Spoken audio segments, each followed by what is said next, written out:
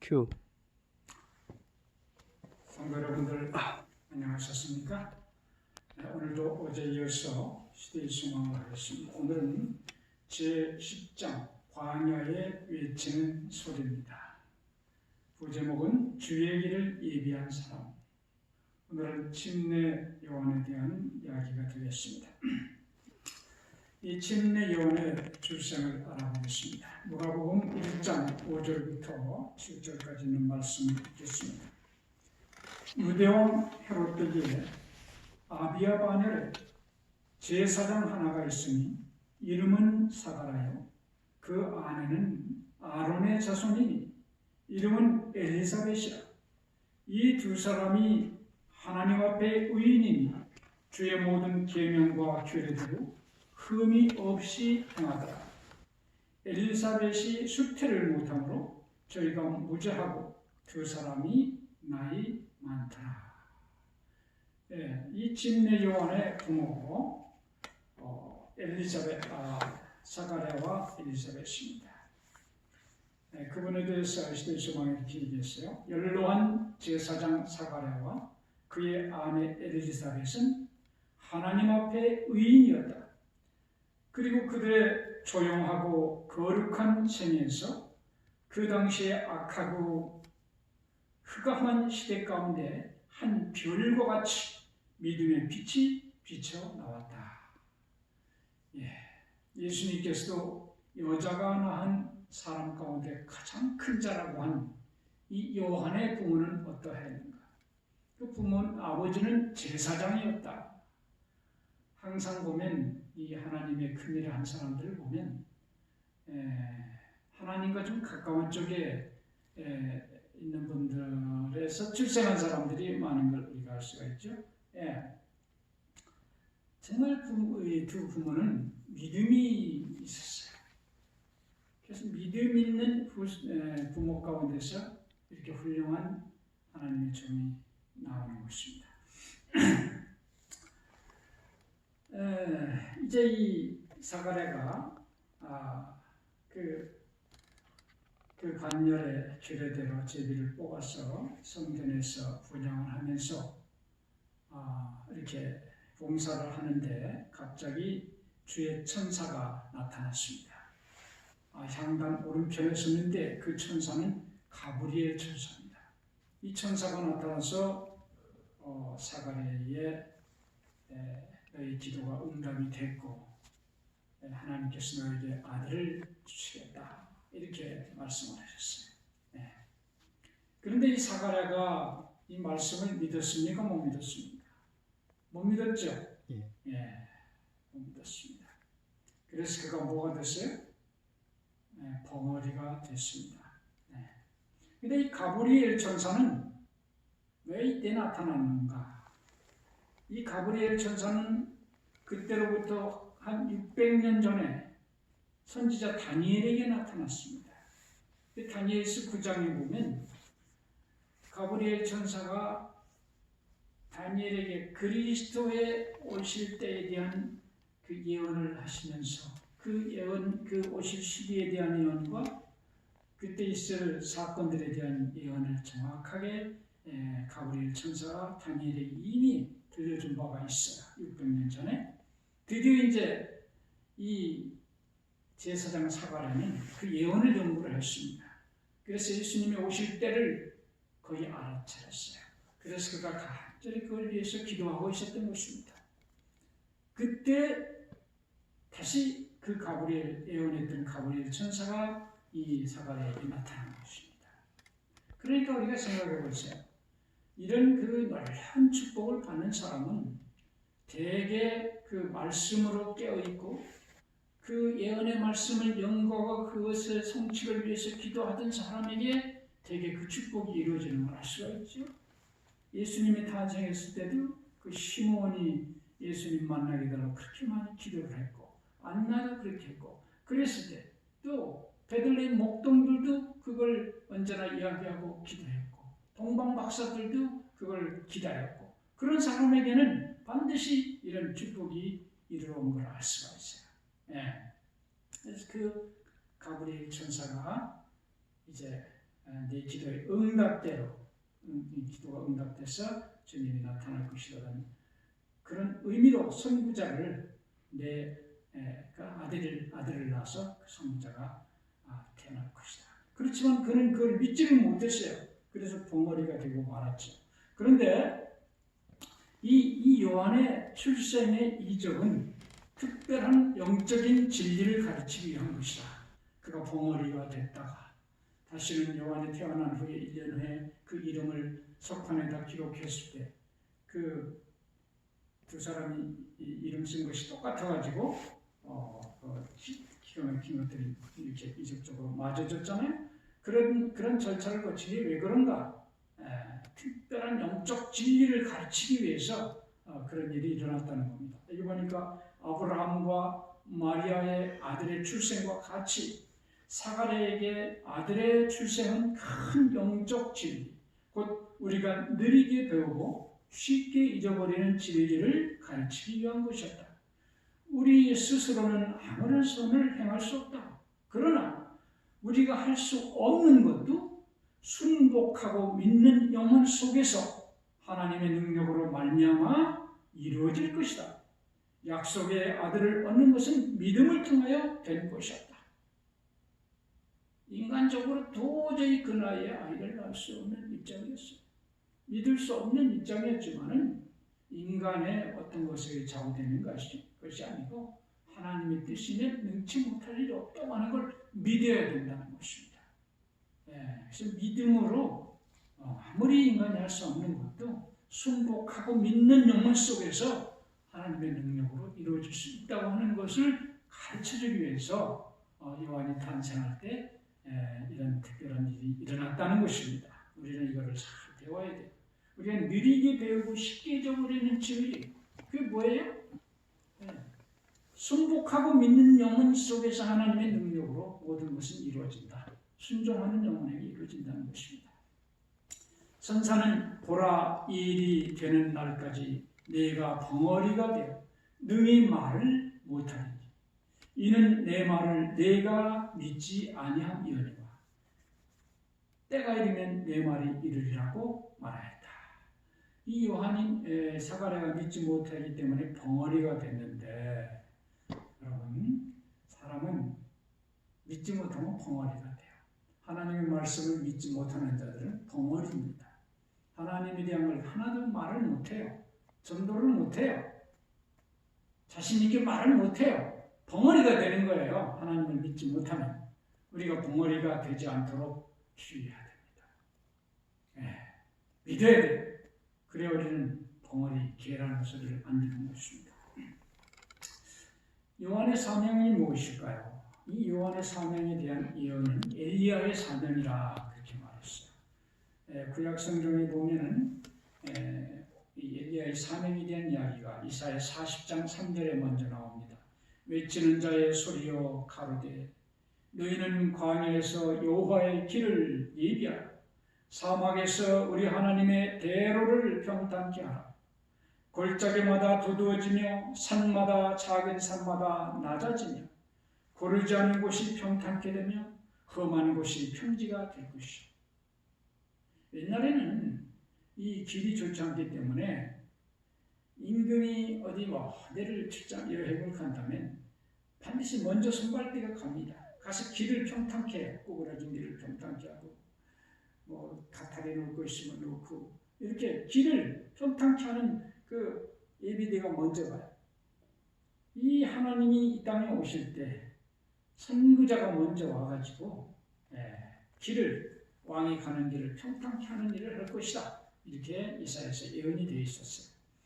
구약성경 마지막 구약성경을 마치면서 엘리야에 대한 기대를 이렇게 선지자가 주면서 마쳐줍니다. 말라기 4장 5절에 보라 여호와의 크고 두려운 날이 이르기 전에 내가 선지 엘리야를 너희에게 보내리니 그렇게 하면서 구약성경이 마쳐줍니다. 그래서 한 400년 동안 이 선지 엘리야에 대한 기대가 가슴 속에 충만하게 되고 난 후에 엘리야가 먼저 오고 그 다음에 예수님이 태어나게 되는 것이죠.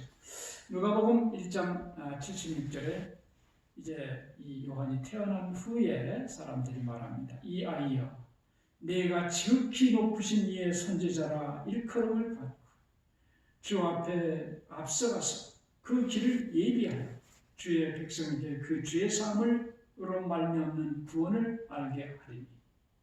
이 요한이 하는 일이 정확하게 왕의 선두주자로서 길을 평탄케 하고 길을 예비하는 자로서의 역할을 분명히 얘기하고 있습니다. 그 일을 할 거라는 겁니다.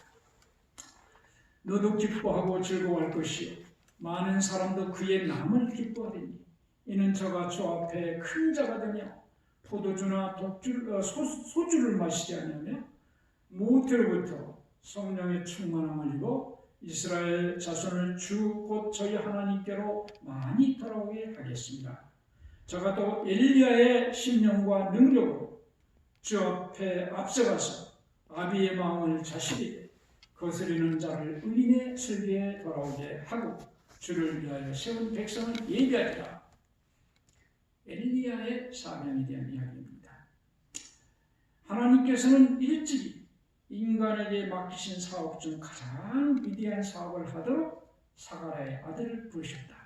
여기 침례 요한이 한 일, 예수님의 앞길을 예비하는 이 일은 인간에게 맡긴 일 가운데 가장 위대한 일이었다. 모세보다 더 큰 일일까요? 이것이 이스라엘 백성은 홍해를 건너서 출애굽을 시켰는데 다윗이 한 일보다 더 큰 일이에요. 성전을 지을 수 있는 준비를 했는데.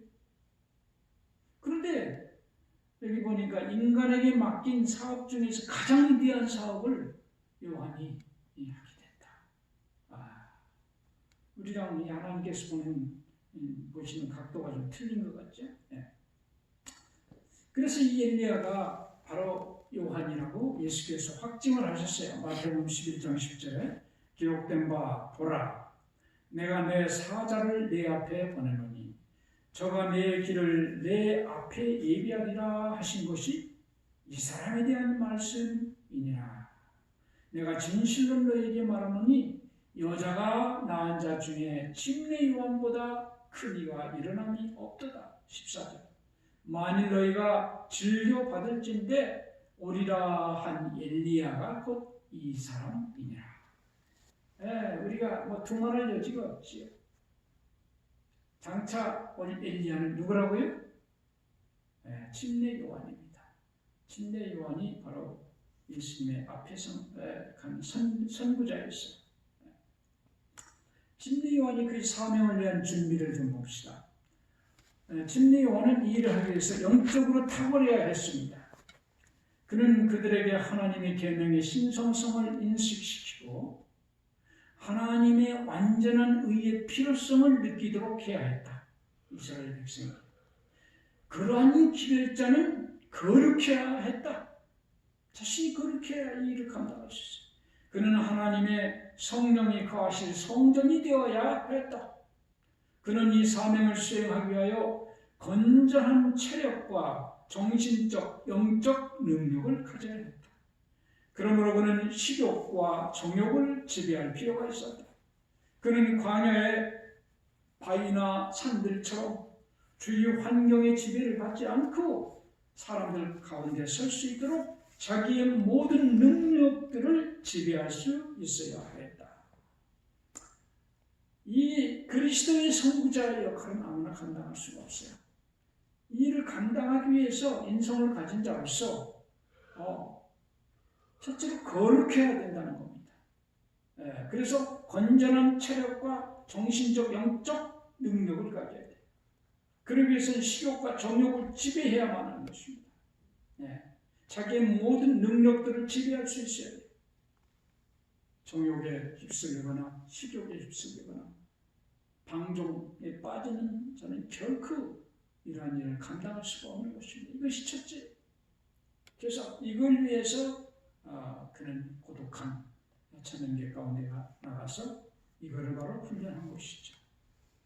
그래서 주님의 선구자의 자격은 자기의 능력을 지배할 수 있는 사람, 자기가 자기를 컨트롤할 수 있는 사람이 돼야 돼요. 많은 사람들이 자기를 다 컨트롤할 수 있어요. 그런 말이 있죠. 안 되는 줄 알면서 왜 그랬을까? 자기가 자기를 컨트롤을 못해. 안 되는 건 알아. 그렇지만 안 되는 거 알면서 그대로 못하는 거예요, 인간이.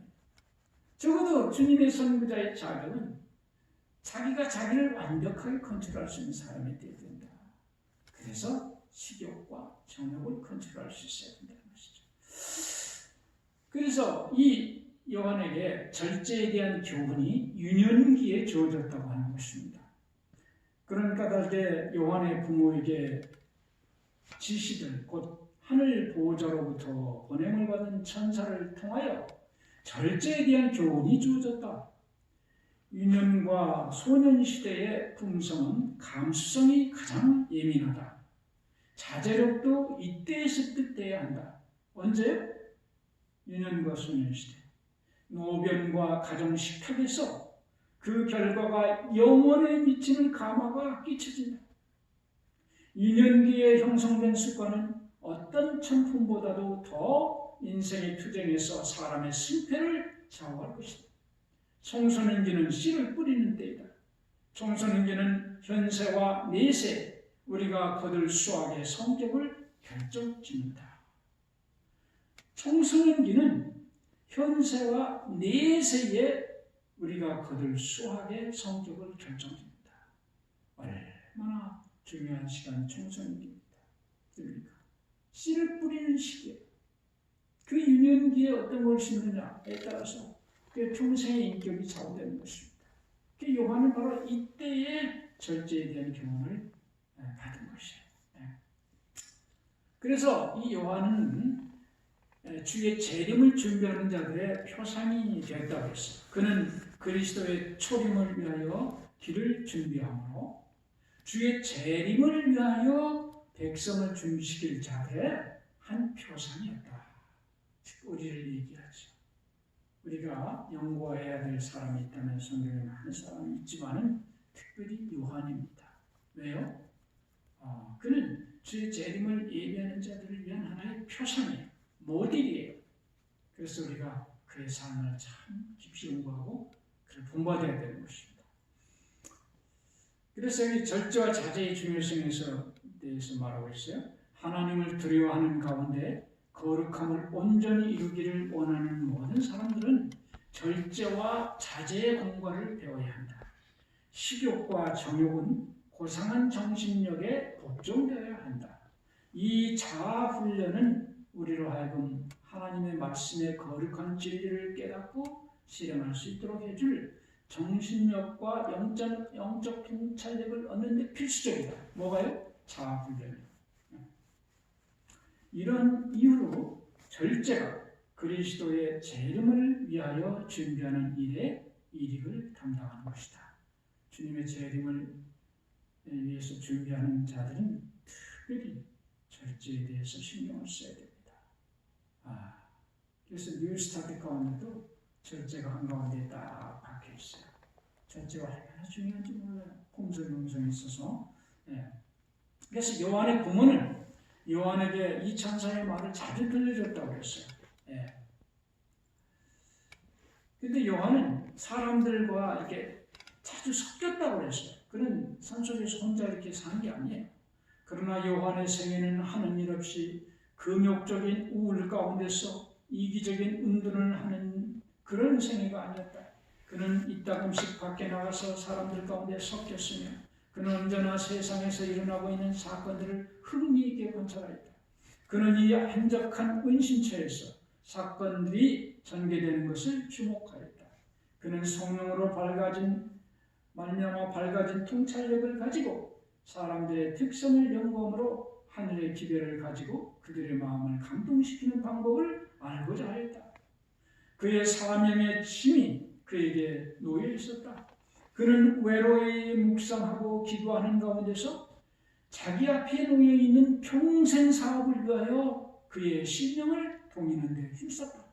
그는 외로운 광야 가운데서 자기 앞에 놓여 있는 그 평생의 사업을 위해서 자기 심령을 동이면서 심령의 허리띠를 조이면서 그 일을 위해서 준비하는데 힘썼다. 얼마나 아름다운 말씀입니까? 광야에 있었지만 그는 시험에서 면제되지 않았다.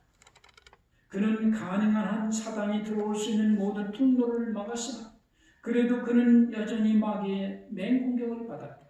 그러나 그의 영적 식별력은 예민하였다. 그는 의지의 견고성과 과단성을 수양하였으며 성령의 도우심으로 말미암아 사단의 접근을 탐지하고 그의 세력을 대적할 수 있었다. 미리 광야에 혼자 있다고 해서 시험 안 받는 게 아닙니다. 혼자 있어도 시험은 다 받아요. 그러나 요한은 그 시험 받을 수 있는 모든 가능성을 차단하면서 사단이 접근하지 못하도록 했다. 그러면서 그는 정말 놀라운 것은 하나님의 약속을 계속 그 광야에서 연구를 했어요.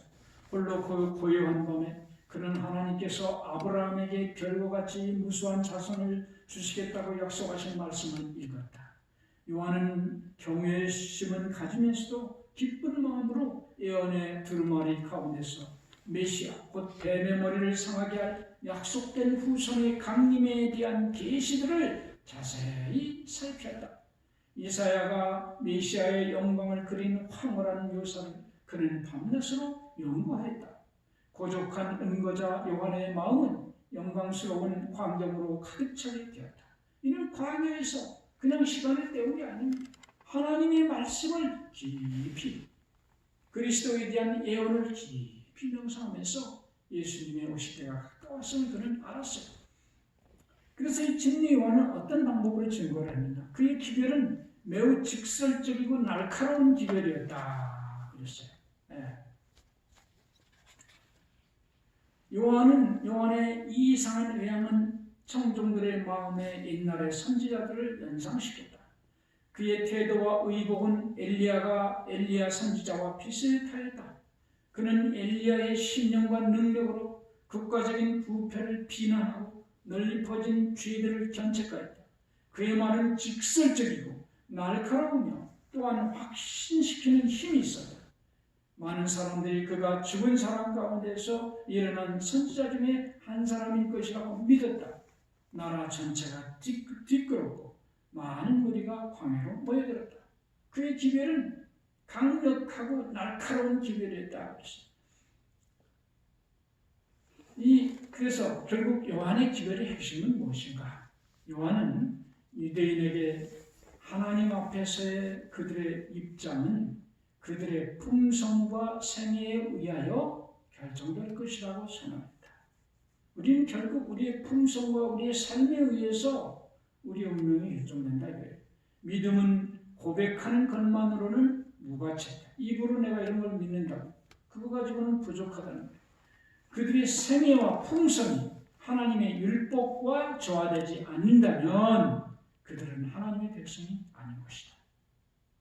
결국은 요한이는 그의 삶으로 그리스도의 선구자가 된 겁니다. 그는 또 그리스도의 나라의 신민이 된 사람은 모든 믿음과 회개의 증거를 나타내게 될 것이라고 말했다. 친절, 정직, 충성이 그들의 생애 가운데 나타날 것이다. 그들은 궁핍한 자들을 도와주고 그들의 예물을 하나님께 드릴 것이다. 일상생애에서 의와 자비와 하나님의 사랑이 나타날 것이다. 여자가 낳은 자 가운데서 가장 위대한 자, 예수님의 선구자의 역할을 하는 그분은 이 요한은 어떤 분입니까? 그분은 어떤 사람처럼 이적을 행하고 엄청난 일을 하는 그런 기록이 하나도 없어요. 이적이 없어요. 그런가 하면 성경을 기록한 것도 없습니다. 그렇지만 예수님은 여자가 낳은 자 가운데서 가장 위대한 자라고 했어요. 그것은 그게 바로 품성입니다. 그가 그리스도를 가장 정확하게 나타냈기 때문에 그렇습니다. 우리의 운명은 그것으로 좌우될 것이라고 했습니다. 요한을 깊이 연구해서 요한을 따라가고 요한을 본받는 여러분과 제가 되기를 바라면서 오늘 말씀을 마치겠습니다. 다 같이 기도하겠습니다. 하늘에 계시는 우리 아버지 하나님, 오늘 광야에 외치는 자의 생애, 주의 길을 예비하는 엘리야의 사명을 가진 침례 요한에 대해서 우리가 생각할 수 있도록 은혜를 주시니 감사합니다. 아멘. 주님은 주님의 재림을 준비하는 자의 모델로서 요한을 세웠다고 했사오니 참으로 절제의 기대를 가지고 참으로 거룩한 풍성을 준비하고 또 정욕과 식욕을 제어하고 자기의 모든 능력을 컨트롤할 수 있는 그런 사람이 되어야 된다고 했습니다. 주여, 우리가 그런 사람이 될 수 있도록 도와 주시옵소서. 식욕과 정욕을 지어 자기를 마음껏 제어할 수 있는 사람이 되도록 도와 주시옵소서. 그리하여 오시는 주님을 예비하고 요한처럼 많은 사람을 오시는 주님을 맞이하게 할 수 있는 그런 엘리야의 사명을 감당하는 나무머리가 되도록 도와 주시옵소서. 오늘도 질병 때문에 기도하는 당신의 종들의 기도 들어주시고 우리 병원을 주께서 또 지켜주시옵소서. 예수님 이름으로 간절히 기도합니다. 아멘. 아멘.